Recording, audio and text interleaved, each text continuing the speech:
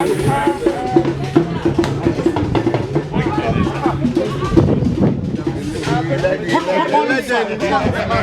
man was known for war.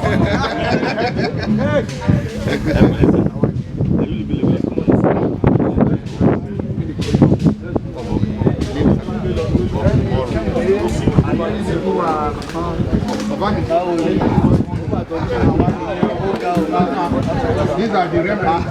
The remnants of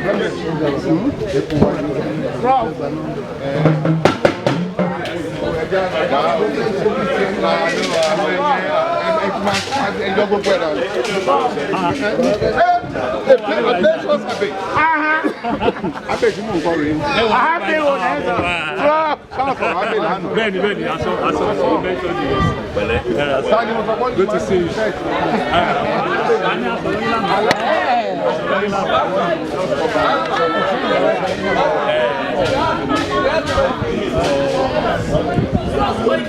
Hey, so goodbye. Can you get a rubbish away?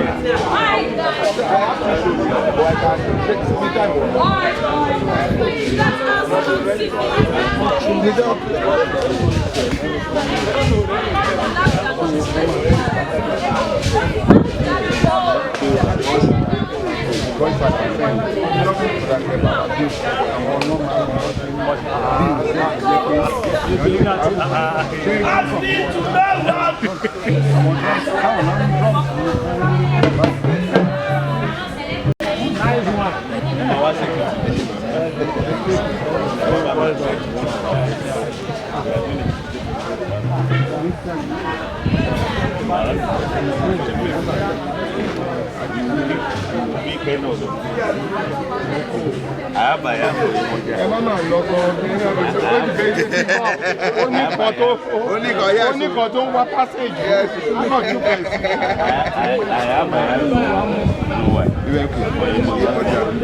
I guess so. Our boat on play. You know? So, I'm not sure about that. I can't forget. Come on my way.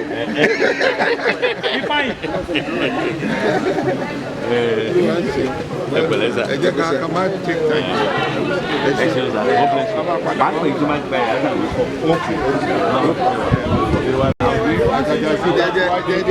Baba ni you and I double pastor.